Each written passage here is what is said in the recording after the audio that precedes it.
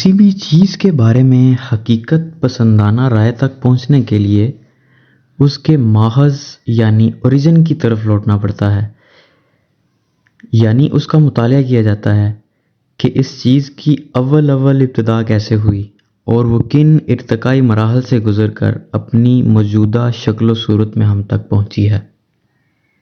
معلوم انسانی تاریخ سے لے کر آج تک انسانوں کی کوئی ایسی بستی نہیں ملی جہاں مافوق الفطرت ہستی کا تصور موجود نہ رہا ہو۔ مختلف ادوار اور مختلف جغرافیائی خطوں کی ثقافتوں میں انسان نے اپنے شعور اور علمی سطح کے مطابق خدا کے بے شمار نظری اور مادی روپ تراشے، یہ دیکھنے کے لیے کہ انسانی ذہن میں خدا کا تصور کب پیدا ہوا۔ خود انسان کی عمر کا اندازہ لگانا ہوگا۔ آفرینش انسان کے علم اینتھروپولوجی کے مطابق قابل امتیاز نیم انسانی نسل 30 لاکھ سال پہلے وجود رکھتی تھی، جو سیدھا چلتا تھا، ہاتھوں کی ساتھ مکمل طور پر ترقی پا چکی تھی، وہ پتھر کے اوزار استعمال کرتا تھا اور خوراک کا انتظام و طعام مل کر کیا کرتا تھا۔ البتہ بہتر طور پر قابل شناخت انسان، جسے ہومو ایرکٹس کہا جاتا ہے، 5 لاکھ سال پہلے ملتا ہے، جب وہ آگ کا استعمال سیکھ چکا تھا، کمیونٹی بنا کر غاروں میں رہتا تھا اور آپس میں یکساں زبان استعمال کرتا تھا۔ اس کے دماغ کا سائز تقریباً آج کے انسان کے برابر تھا۔ قدیم ترین مذہبی خیالات کے شواہد آثار قدیمہ کی کھوج کے مطابق عراق، چین اور یورپ کے کچھ حصوں میں صرف 1 لاکھ سال سے لے کر 35,000 سال پہلے تک ملتے ہیں۔ ان قدیم ترین انسانوں کی ایک قسم کو نینڈرتھالز کہا جاتا ہے۔ ان کے مقامات تدفین سے پتہ چلتا ہے کہ وہ ایسے مذہبی خیالات رکھتے تھے جن کا تعلق موت سے تھا، جن سے یہ شہادت ملتی ہے کہ موت کو کسی اگلی دنیا میں جانے کی راہ سمجھا جاتا تھا، جو کہ ہمیشہ سے ایک بنیادی مذہبی عقیدہ رہا ہے۔ 50,000 سال قبل جدید نوع انسانی ہومو سیپین کا آغاز ہوا۔ اس دور کو، جسے پیلیولیتھک پیریڈ کہتے ہیں، بہت سے نسوانی مجسمے ملتے ہیں جن سے ایک ایسی عظیم ماں کا تصور ملتا ہے جو تمام زندگی کا سرچشمہ ہے۔ اس سے پتہ چلتا ہے کہ اولین زمانے میں زیادہ تر نسوانی تصور خدا یعنی دیوی ہی پایا جاتا تھا۔ صاف ظاہر ہے انسان کا اپنا تجربہ اور مشاہدہ تھا کہ عورت ہی پیدائش کا ذریعہ ہے، چنانچہ دنیا کی دیگر اشیاء کو پیدا کرنے والی ہستی بھی نسوانی ہی ہوگی۔ ہماری زمین پر آخری برفانی دور 11,000 سال قبل از مسیح ختم ہوا۔ 8,000 سال سے 6,000 سال قبل از مسیح میں انسان نے شرق قریب یعنی نیئر ایسٹ میں فصل اگانا سیکھ لیا اور کاشتکاری کا یہ فن اگلے کچھ ہزار سال میں یورپ، ایشیا اور افریقہ کے علاقوں میں پھیل گیا۔ اس دور کو نیولیتھک پیریڈ کہتے ہیں۔ زراعت نے انسانی زندگی اور ان کے مذہبی خیالات کو بھی بدل کر رکھ دیا۔ اب انسان اپنی بستیاں بسا سکتا تھا، چنانچہ گاؤں، شہر اور معاشرتی زندگی تشکیل پانے لگی۔ پیشوں میں تنوع پیدا ہوا، کچھ زراعت میں مشغول ہو گئے اور کچھ صنعت و حرفت اور دیگر فنون کو ایجاد کرنے لگے۔ ترقی کے اس مقام پر فرصت اور ضرورت نے تحریر کو ایجاد کیا، جس سے قبل از تاریخ کا زمانہ ختم ہو گیا۔ یہ بات قابل فہم ہے کہ اس دور کے انسان کے مذہبی خیالات کی زیادہ تر دلچسپی مادر ارض یعنی مدر ارتھ کے ساتھ ہی تھی۔ شہری تہذیب کا آغاز 3,500 سال قبل از مسیح شروع ہوا اور عظیم دریاؤں کے کناروں پر شرق قریب، مصر، ہندوستان اور کچھ دیر بعد چین میں تہذیبیں آباد ہونے لگیں۔ اسے برونز ایج کہتے ہیں۔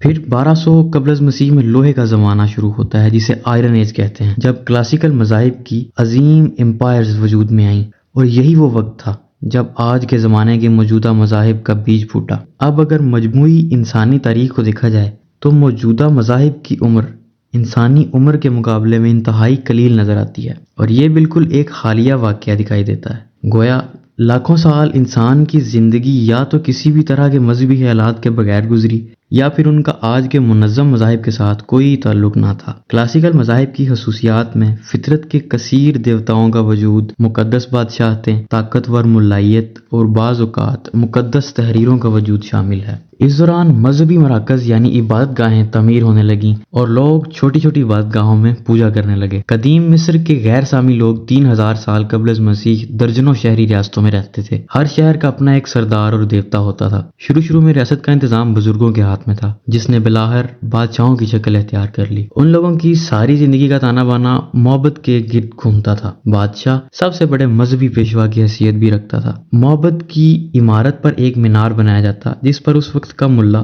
چڑھ کر دیوتاؤں سے سیلابوں کے نہ آنے کی دعا مانگا کرتا تھا، جو دریائے نیل کے کنارے ان بسنے والے لوگوں کی زمینوں کو برباد کر دیا کرتے تھے۔ ہر فرد معبد کمیونٹی کا رکن ہوتا تھا، جو اپنے اپنے مقامی دیوتا سے وابستہ ہوتے اور اپنے ہی معبود کے گن گاتے۔ ان لوگوں کے تمام فنون اور ادب بنیادی طور پر مذہبی نوعیت کے تھے۔ ان عراقی سومیرینس لوگوں کا عقیدہ تھا کہ انسان دیوتاؤں کی خدمت کے لیے پیدا ہوتے ہیں اور اس میں ناکامی سزا کی مستحق ہوگی۔ زندگی کے سب پہلو انہی دیوتاؤں کی تنظیم و ترتیب پر چل رہے تھے۔ فطرت کے ہر مظہر کے نام پر ایک دیوتا تھا جو انسانوں جیسی زندگی گزارتا تھا۔ یہاں اس بات کا ذکر بے محل نہ ہوگا کہ بائبل کی سیلاب نوح کی داستان پرانی عراقی تہذیب کے لوگوں کی ایک سیلابی مت کا ہو بہو چربہ ہے۔ اس زمانے کے دیگر دیوتاؤں میں خالق دیوتا ایٹم تھا، جو نہایت قدیم سمندر سے اٹھا تھا اور کسی ابتدائی چٹان پر بیٹھ گیا تھا۔ اس نے ہوا اور پانی کے دیوتا پیدا کیے اور انہی سے زمین کی دیوی اور آسمانوں کا دیوتا پیدا ہوئے۔ پھر وہ حیات یعنی دریائے نیل کے دیوتا اوسیرس اور تخلیق نو کی ملکہ آئسس کے والدین بنے۔ اس سمیری قوم کے دور کا خاتمہ اس وقت ہوا جب شمال سے سامی قوم نے انہیں زیر کر کے 2340 قبل مسیح میں غلبہ حاصل کر کے دنیا کی پہلی شہنشاہیت کی تشکیل کی اور شہر بابل کو عروج ملنا شروع ہوا۔ ادھر مصر میں انسانی صورت و صفات والے دیوتاؤں کی پرستش عام تھی۔ ایک تخمینے کے مطابق اہل مصر کے 2200 معبود تھے۔ مصریوں میں ہمیشہ سب سے بڑے خدا کا تصور سورج دیوتا سے وابستہ رہا، اسی لیے بادشاہوں کو سورج دیوتا کا اوتار مانا جاتا تھا۔ تصور کیا جاتا تھا کہ وہ اس دنیا میں ایک اچھا دیوتا ہے اور مرنے کے بعد وہ عظیم دیوتا میں تبدیل ہو جائے گا۔ وہ انسانوں اور دیوتاؤں کے درمیان ثالث کا کردار ادا کرتا۔ دنیاوی معاملات میں اس کی حیثیت سپریم مذہبی پیشوا کی تھی۔ عوام کو اس تک رسائی میسر نہیں ہوتی تھی۔ یہ عقیدہ تھا کہ بعد از موت زندگی صرف بادشاہ کو ہی نصیب ہو سکتی ہے۔ اس سے عام مصریوں کی تسلی ہو جاتی کہ بہرحال ان کی تہذیب باقی رہے گی۔ مصری کثیر دیوتاؤں کے علاوہ بادشاہ کی بھی پوجا کرتے تھے۔ دیوتاؤں کے واضح قسم کے فرائض اور اختیارات نہیں تھے، وہ فطرت کی قوتوں کی نمائندگی کرتے اور انہیں حیوانی اشکال میں پیش کیا جاتا تھا۔ مصری تہذیب پہلی تہذیب ہے جس نے بعد از موت زندگی کا تصور دیا تھا۔ 2000 سال قبل مسیح میں دیگر سیاسی اور اقتصادی حالات تبدیل ہونے کی وجہ سے دنیائے مذہب میں بڑی اہم تبدیلیاں آئیں۔ بعد از موت زندگی کا تصور ان کے ہاں اس وجہ سے آیا کہ سیلاب کی تباہ کاریوں کے بعد زرخیزی اور بار آوری حیات کے دیوتا اوسیرس کے مرنے اور پھر پیدا ہو جانے سے یہ امید پیدا ہوئی کہ حیات جاودانی ہر ایک کو مل سکتی ہے۔ یعنی حیات بعد از موت کا اولین تصور سیلاب میں تباہ ہونے، پھر سے کھیتوں میں زرخیزی اور شادابی بحال ہو جانے اور موسموں کے لوٹ آنے سے پیدا ہوا۔ انسان نے دیکھا کہ وہ پتے جو سوکھ جاتے ہیں اور پھر سے ہرے بھرے ہو جاتے ہیں، اس کا مطلب ہے انسان بھی مرنے کے بعد پھر زندہ ہو جائے گا۔ اوسیرس دیوتا نے منصف اعلیٰ کا منصب بھی سنبھال لیا۔ اس کی منشا و مرضی پر تھا کہ وہ جسے چاہے مقدس اور متبرک میدان میں داخل ہونے کی اجازت دے۔ ایسی تحریریں بھی وجود میں آنے لگیں جن میں بااخلاق اور راست باز زندگی کے اصول بیان کیے جانے لگے۔ 1400 سے 1200 سال قبل از مسیح میں دور کانسی کے بعد لوہے کے دور کا آغاز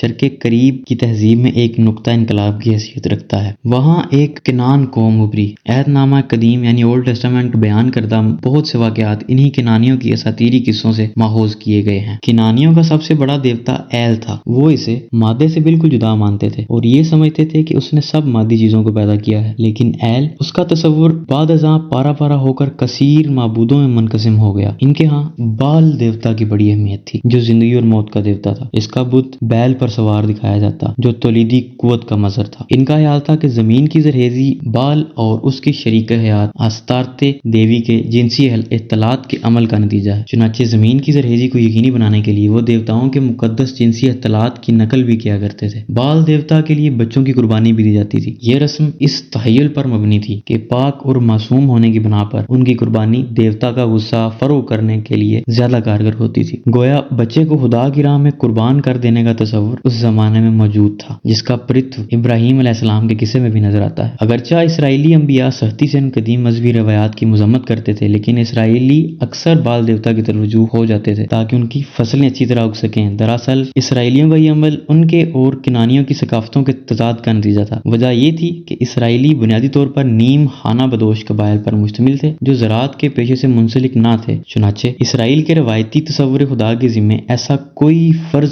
سرے سے موجود ہی نہ تھا جو زراعت سے متعلق ہو۔ جب اسرائیلی فلسطین میں کنانیوں کے ساتھ مل کر سکونت پذیر ہو گئے اور انہوں نے بھی زراعت پیشہ اختیار کر لیا تو اسرائیلی اپنی اچھی فصلوں کے لیے زرہیزی کے دیوتا بال کی طرف رجوع کرنے پر مجبور ہو جاتے، چاہے ایسا کرنے سے ان کا نبی ناراض ہی کیوں نہ ہو جائے۔ ادھر جہاں آج کل عراق ہے وہاں اسی دور میں میسوپوٹامیہ کی تہذیب تھی۔ یہاں سیلاب مصر کے مقابلے میں زیادہ آیا کرتے تھے۔ کبھی قحط، کبھی سیلاب اور کبھی بیرونی قوموں کے حملوں نے زندگی کو بڑا غیر یقینی بنا رکھا تھا۔ چنانچہ یہیں پر انسانی تاریخ کی سب سے پہلی سیلاب عظیم کی کہانی ملتی ہے، جب دیوتاؤں نے سیلاب عظیم کے ذریعے انسانوں کو ختم کرنے کی کوشش کی۔ ظاہر ہے اس وقت ان کے علاقے میں آیا ہوا کوئی بہت ہی تباہ کن سیلاب انہیں ایسا ہی دکھائی دیا ہوگا کہ جیسا ساری دنیا میں سیلاب آ گیا ہو۔ انہیں کیا پتا تھا کہ یہ زمین کتنی بڑی ہے اور دیگر مقامات پر بسنے والی انسانی تہذیبیں اس سیلاب سے قطعی طور پر بے خبر اور محفوظ ہیں۔ یہاں پر عقیدہ تھا کہ تمام قوتوں کے پاس مقدس طاقت ہوتی ہے۔ آسمان، طوفان، سورج، چاند، پانی، زمین اور دیگر سب مظاہر فطرت اپنی مرضی کے مالک ہیں اور یہ سب مل کر اپنی اپنی کائناتی خدائی ریاستوں کی تشکیل کرتے ہیں، جن پر کائنات کے سب سے بڑے آسمان دیوتا انو کو برتری حاصل تھی، جو اپنے احکامات سے کائنات کے نظم و نسق کو چلاتا ہے۔ ان کے ہاں تقریباً 2000 دیوتاؤں کے نام ملتے ہیں۔ سب سے زیادہ مقبول عام آسمان کی دیوی تھی، جس کے فرائض میں جنگ، محبت اور زرہیزی کے معاملات شامل تھے۔ ان کے مطابق دیوتاؤں کے لیے قربانیاں دینا اور ان کی تعلیمات پر عمل کرنا انسان کا فرض اولین ہے۔ ان کے ہاں ایک ابدی زندگی کی خواہش بھی پائی جاتی تھی۔ بادشاہ مقامی شہری دیوتا کا نمائندہ متصور ہوتا تھا۔ وہاں ایک رسم میں بادشاہ اور مندر کی مذہبی پیشوا عورت کی مقدس شادی ہوا کرتی تھی تاکہ ان کے جنسی اختلاط سے پودوں اور حیوانات کی زرہیزی و بار آوری قائم و دائم رہ سکے۔ 1750 قبل از مسیح میں بابل کے ایک بادشاہ حمورابی نے دعویٰ کیا تھا کہ اسے دیوتاؤں نے بلا کر کہا ہے کہ وہ زمین پر انصاف کرے، بدی اور بدمعاشی کا خاتمہ کرے تاکہ طاقتور کمزور کو نہ کچل سکے۔ گویا پیغمبری کا تصور بھی ابھرنے لگا تھا۔ وہ لوگ ابھی کسی انعام و کرام کے ملنے کا تصور نہ رکھتے تھے، البتہ اس دنیا میں ایک اچھی اخلاقی زندگی گزارنے پر زور دیا جاتا تھا تاکہ دیوتاؤں کی خدمت کر کے انصاف اور سچائی پر مبنی معاشرہ تشکیل پا سکے۔ کلاسیکل مذہب کی تیسری مثال یونان کی ہے۔ یونانی تہذیب نے مذہب، فلسفہ، آرٹ، ادب اور سیاست میں بڑے گہرے نقوش چھوڑے ہیں۔ یہاں پر دو بڑی ریاستیں ایتھنز اور اسپارٹا کی ملتی ہیں۔ یہ 336 سے 500 سال قبل از مسیح کا واقعہ ہے۔ یہاں پر سائنس، فلسفہ، آرٹ، ادب اور سیاست کے علوم کو بڑا عروج حاصل ہوا۔ بعد ازاں یونان رومن امپائر میں شامل کر لیا گیا۔ یونانیوں کے ہاں مقدس کتب تو نہیں ہوا کرتی تھیں، البتہ ان کے ہاں دیوتاؤں کے ادبی پائے کے بڑے شاندار اساطیری قصے پائے جاتے تھے جن سے ان کے تفہیم کائنات کے فلسفے کو سمجھنے میں مدد ملتی ہے۔ یونانی دیوتاؤں کی سب سے بڑی خصوصیت ان کا انسانوں جیسا ہونا تھا، لیکن وہ غیر فانی، طاقتور،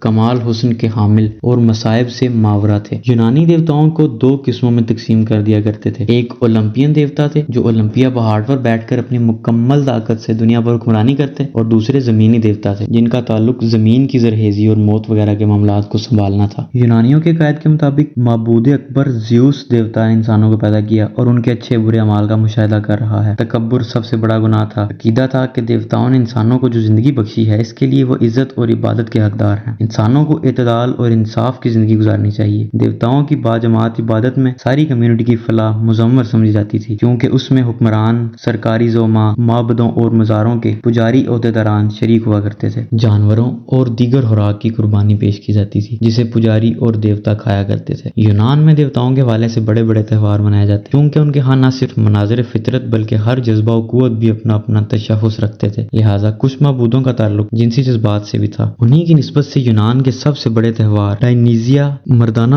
عضو کی مقدس مورتیوں کا جلوس نکالا جاتا تھا اور تہوار کے دوران مرد و زن کے لیے آزادانہ جنسی اختلاط کار ثواب سمجھا جاتا تھا۔ قدیم یونان میں فلسفیانہ فکر کا ارتقاء انسانی تہذیب میں اہم ترین مقام کی حیثیت رکھتا ہے۔ جب فلاسفروں نے دیوتاؤں پر مبنی دیوملائی قصوں اور ان کے غیر اخلاقی حصوں پر سوال اٹھانا شروع کیے، انسانی سوچ کا ایک نیا دور شروع ہوا جس کی بنیاد مذہبی قصے نہیں، سیکولر عقلی بصیرت تھی۔ 470 سے 399 قبل از مسیح کی بات ہے جب سقراط نے ایتھنز کے لوگوں کو سکھایا کہ وہ ہر چیز کے بارے میں تنقیدی نقطہ نظر سے سوچا کریں، چنانچہ اسے مذہب کے خلاف بولنے اور نوجوانوں کو خراب کرنے کے جرم میں سزائے موت دے دی گئی۔